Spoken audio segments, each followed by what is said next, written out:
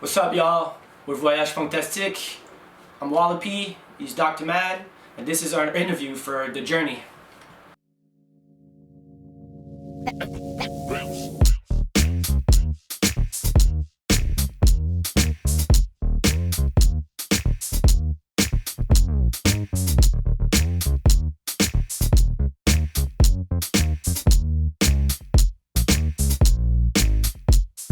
Voyage Funktastique started as a radio show back in 2013 on shock.ca, which is a university radio in Montreal.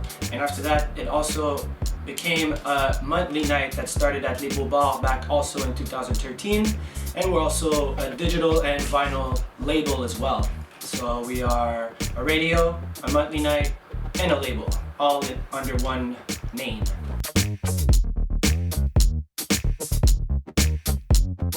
Back in 2012, I went to Los Angeles with a group of friends, and one of my friends knew this guy, and he knew that I wanted to start a night in Montreal where we could play 80s funk and boogie and modern funk.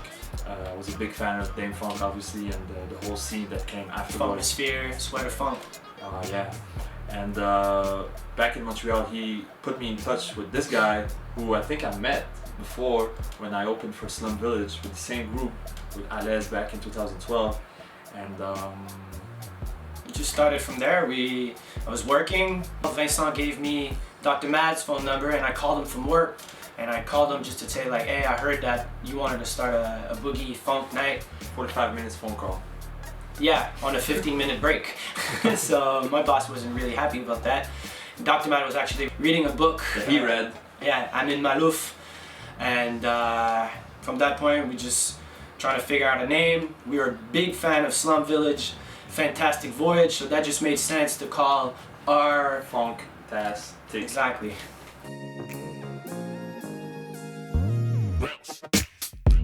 As many kids in high school, I started listening to rap when I was around 11, 12, and first rap album I ever got was Dr. Dre's 2001. My mom got it for me, and she took the cover and she was like, what is this on the cover? I was like, it's just the logo. You know?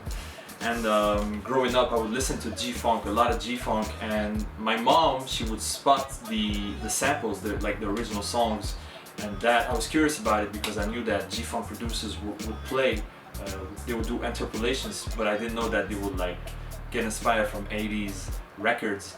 So to me it was a discovery to go back in time and just discover the culture in general.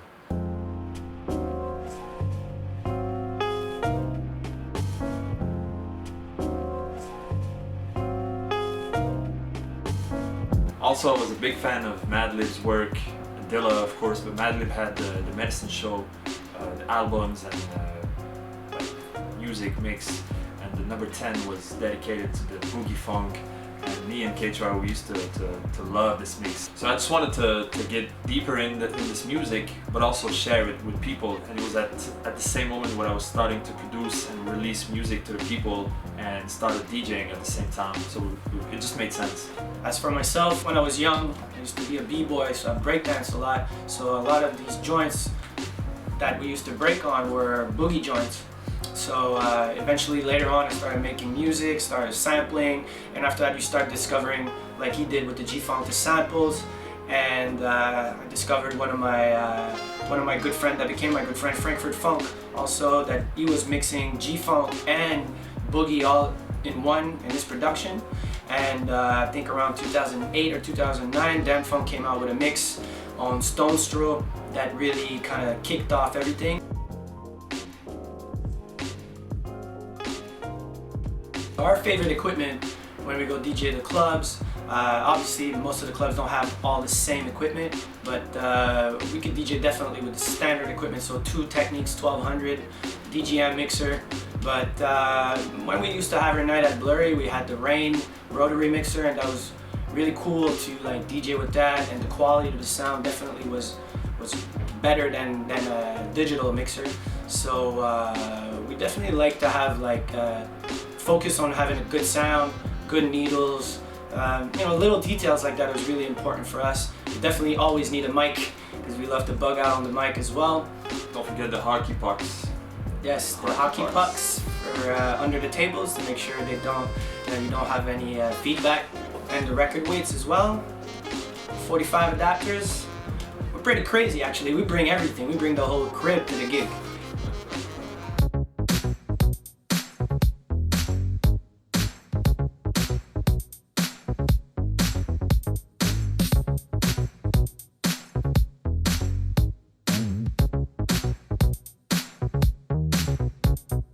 Before a night or before a DJ set, we pretty much have the same routine. So we listen to French rap or just raps in general. We listen to Mobb Deep. We like jazzy bars. We like to play the homie Mofak also and freestyle on top of the beats. Oh, and for sure, we like to prepare a record. We prepare the records together and we make sure that we have a little bit of everything. So a little bit of G-Funk, of course a lot of boogie, but a lot of modern funk too. Brazilian funk, Japanese. Also, we make sure to have a good meal before any show. Sissi épaule, you know, Belle quinoise, soumam, and well, we have to leave a little bit of time to take a nap, of course. For after the gig, we're kind of fortunate to have a nice VIP room downstairs at the Belmont. So we just invite a couple homies, smoke a couple joints, play dice, and just bug out about the night and just have a good time and come back home like around 5 a.m. and go to bed. Kick it with the boss too. Yeah. Shout out. Smoke a cigar with him. So yeah, that's pretty much it. Our first set was at Les Beaux-Bars on Saint-Laurent Street. Shout outs to DJ Q, Julien. And we played together for the first time, and we didn't expect anything really, and it turned out to be crazy amazing. My mom was there, she met most of my friends, and also that night he was telling me that, yo, look man, this night will take us to LA, it's gonna take us to New York, it's gonna take us to Europe. And I was like, man, this guy's crazy. What is he talking about? And it happened to be true. Yeah, just a year after. A year after. And that was kind of cool, and what's funny about that is that not even 3-4 nights after, there was only 2 people who came to our night. Because it was super cold, I think it was -40, it was the Dilla night, and we're like, wow, this is already the end, 4 months after. And eventually we ended up going at Blurry, and that's where we started to like really pick it up and just practice our craft, and the crowd started to pick up a lot more on what we were doing in Montreal. So, you know, never quit even if there's only 2 people who come at your parties, because you never know what's gonna happen, you know? You just gotta keep on working and put your head down. It's part of the game.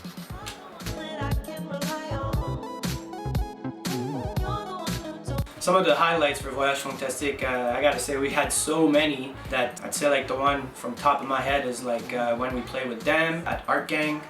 There was also the first time we did Picnic, which is ironic because before we wanted to play Picnic and they were telling us it's not enough dancing music and nobody could dance on that music, and we ended up doing Picnic a few years later and a few times as well. Those were quite memorable. Our trip also to Funkmosphere when we went to LA, that was kind of crazy as well. Shout out to Sean over there who hosted us. Boiler Room also, the Boiler Room was crazy because I was super sick that night and I think it didn't show, but it was an amazing experience and all the feedback after that came. There's also, when we went on tour, our first tour, that was really memorable when we went to play in Bordeaux at the iBoat. That was kind of crazy, playing on a boat. Yeah, we've had so much that we're just so lucky to have so many highlights that we don't even know which one to pick actually. So those are some of our favorite moments as Voyage Funktastique.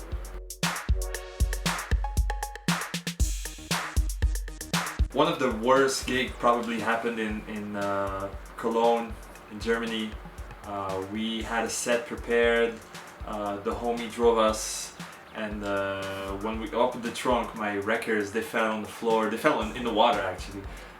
So I was already pissed, and the opening set was this old dude, like 50-year-old dude who just, he didn't get it, so he started playing like some weird Miami bass stuff and house and techno, and it was just weird. You know what hits me the most is that Soul Action was playing the same night, I think it was in Berlin, and there was this dude, one of them came to me and he said, yo, Joe K is playing tonight, and I had to make the choice, and I came to see you guys.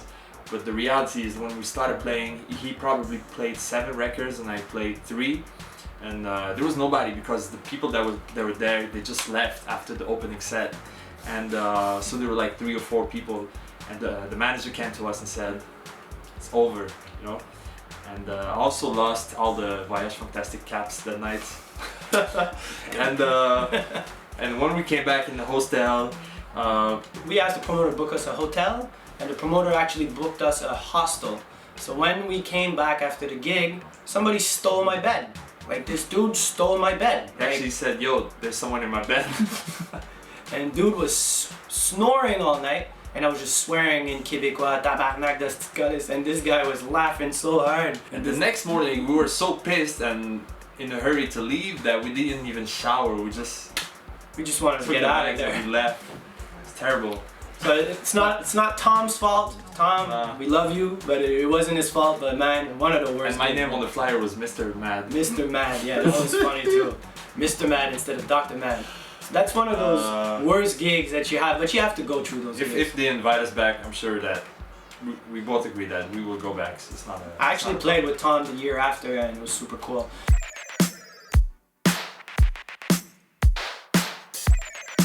Back when we started in 2013, basically what we wanted to do is to like kind of fill a void of Montreal didn't have like a 100% strictly boogie, funk, modern funk night in Montreal. Obviously there was the Goods, Scott C and Andy Williams, that they played a bit of boogie, and there was also We Funk that were also playing boogie, but they were touching a little bit more of a bigger spectrum of funk, breaks, hip hop and everything.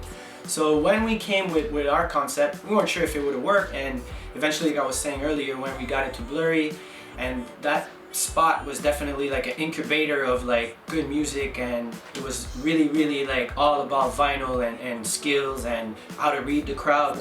So we started to develop like chemistry between us, and after that we developed the chemistry with the crowd. So we started playing a lot of we even mix vaporwave sometimes. We play like a Flamingosis that he sampled Brian Lauren, and after that we played a Brian Lauren Tonight for Tonight in it. So that way it was a way to try to educate people and make them feel a little bit more like they know the song, but they just heard it on YouTube on this vaporwave channel, let's say. And eventually we started growing the crowd. And now we started noticing that more places in Montreal would play funk, or they had funk boogie playlists. And now I think maybe we're at the tipping point where boogie and funk and the 80s has become more of a trend. And we actually think that like it's important to like maybe like guarantee that there is the next generation that will carry the torch for what we're doing right now. I'm 10 years older than Dr. Mad, but we want people that are 10 years younger than Mad to start getting interested in that music. So that's, I think, something that we always really cared about, is like not focusing of like getting credits for playing rare records or rare this, but more focusing of like assure a linear, like somebody that will like continue what we started doing. And I've noticed that a lot in Montreal. I think a lot of record stores are selling more boogie now that they sold 5-6 years ago, and I'm not saying we'll take the whole credit about it, but definitely it's something that we're kind of proud to like, you know, like just share that music and see people getting interested in it more than just listen it on a Spotify playlist, and actually go buy the record, go digging. Record store like La Rama, Sonorama, 180 Gram are carrying more and more boogie, modern funk, and that's something that I think we could take a little bit of pride into. Also, we'd like to add that I don't know if it's because we started Voyage Funktastique, but we saw all the cats from all around the world coming together, and it's like the scene on the international plan was way stronger, like the homies around the world. I mean, Pain in Australia, Dabel in France, all the homies in France, in Brazil, in the United States, of course. And I think that's one thing that we're really happy, and we're super happy that we can actually do whole sets, play whole sets with just music from the homies. That to me is like something that I'm really happy about.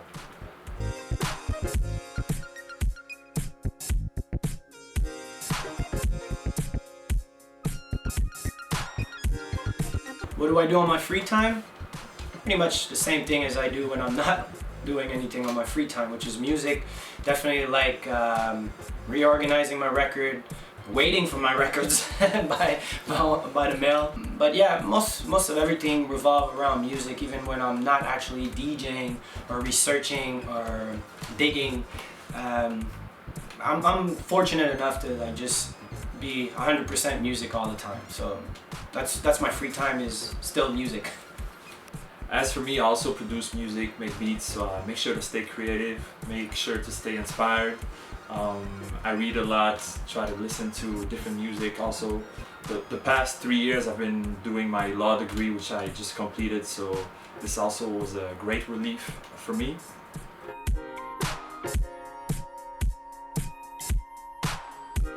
For me, Pizza Saint-Viateur, guys, check it out. We have that pretty much every month. And un son, anything that comes from my design, I'm a big fan. He never fails, never ever. I'm a big fan. Drink, I say water, just water. Water is underrated. Temperature room, preferably. And yeah. As for me, I'll be very cliche. My couscous that I make, merguez, poulet. My favorite drink, hamoud. It's like some Algerian 7-Up, but less sweet. Hamoud Bouhlem. And my sound, I'll say Stone Love, Kashif. Can get enough of that joint. So, yeah.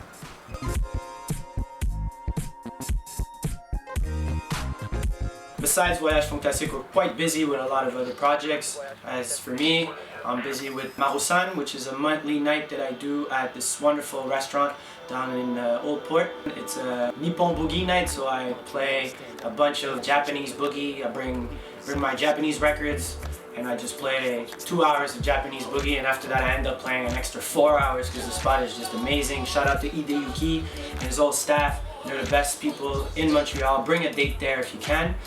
And has other projects as well. Another night with Guilty at Dacha. We got a few other little projects. I used to do a project called the Sommelier Acoustique that I'm gonna bring back, which is pairing wine with music. So those are the kind of projects that I'm working on. Obviously, also looking all the time for new artists for the label. And that's pretty much it for now. I've co-founded the Loop Sessions with Loop Pienza. I have a duo with him called the Loop Pilots. And we've collaborated with Art Beat Montreal, who's pretty much established here in the beat making scene. And what we do is that we invite beat makers, about 60 to 80 beat makers on every edition. We provide one record and they have to sample it. They have 5 to up to 10 minutes to sample anything from the record, and they have the rest of the afternoon, of the evening to create a beat. And at the end, we listen to the beats. For the past 4 years now, we're established in 15 other cities, 7 other countries. Also, a big fan of 90s hip hop and 90s R&B. I'm 10 years younger, so I also know a lot about the scene in the 2000s. And we have this night called Fly Ladies, which was inspired by a series of mix that I did, which was dedicated to promote R&B vocalists, women mostly. And it's been going on since It's been going on for like 5-6 years now. At the Groove Nation? We play at the Groove Nation, which is like the new label bar.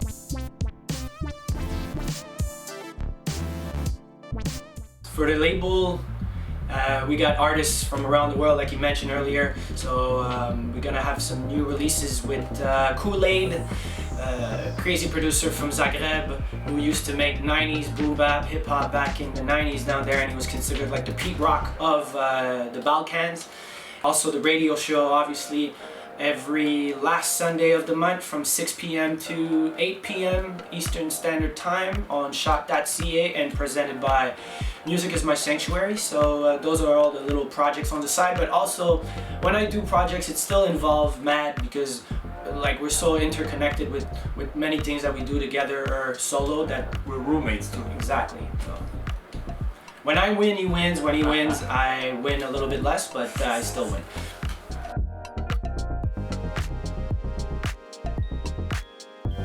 Alright, so we decided to pick a few records that have either corny stories or just funny story about it, or when we digged. And I'm gonna start with the 7 Days of Funk by Dem Funk and Snoop Dogg. I got this at Amoeba back in 2014. It's on Stone's Throw Records. This is a great box set, strictly 45 with all the instrumental versions. And Wings as well. When he told me that Wings was on this, I was super excited. And again, it was a great moment for modern funk to connect with one of the legend of hip hop and just a legend just of music in the first place, Snoop. So I think it kind of gave a bigger audience to the sound that we were trying to push. So yeah, 7 Days of Funk, Damn Funk. So second record that I picked is Toshiki Kadomatsu, Gold Digger. This is the first Japanese record that I ever bought, and that really got me into Japanese boogie, Japanese jazz funk, and all that. It's one of my favorite records, not even that expensive. Dude is sitting on the toilet and passed out on the toilet. He got shot. And ironically, it has a cover. One of the songs, Secret Lover, is a cover of a DJ by World Supreme DJ's Hey DJ, why don't you play that song? That actually Mariah Carey also sampled for Honey, if I'm not mistaken. And the third record is another oldie but goodie, I Go For You, which is one of Mad's favorite songs for you. And you know, we're kind of cute, so I decided to get him a gift for his birthday back, I think maybe 5-6 years ago. So I ordered 2 copies of these from Italy, and the 2 copies came in a pizza box, but the grease was not there. There's no pepperoni, no anything, just an empty pizza box. I guess that's how they do it down in Italy. They ship you, they have like overstock of pizza box over there. So definitely recommend this record as well. This is a great record and a classic for Voyage Funktastique.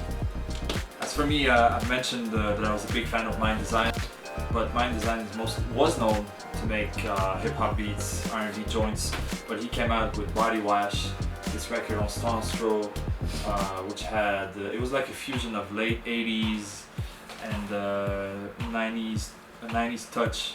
I was just happy. I think it's a record that we play every night, so almost, if it's not him, it's me, if it's not me, it's him. And also I got this Chimaya. I forgot the year, it was in, I think it was the late 70s.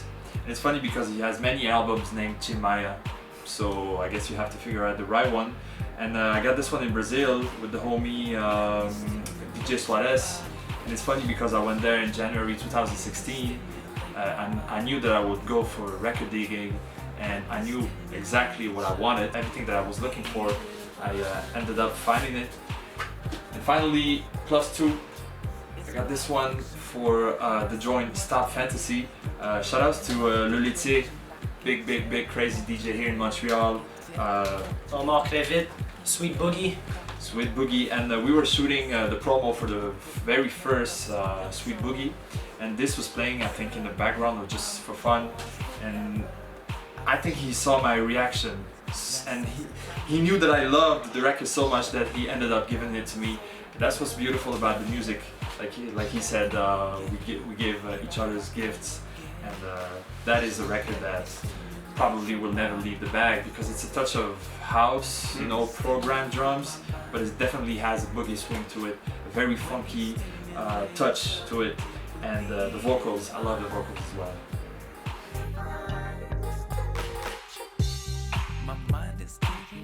Thanks for listening to our interview for The Journey.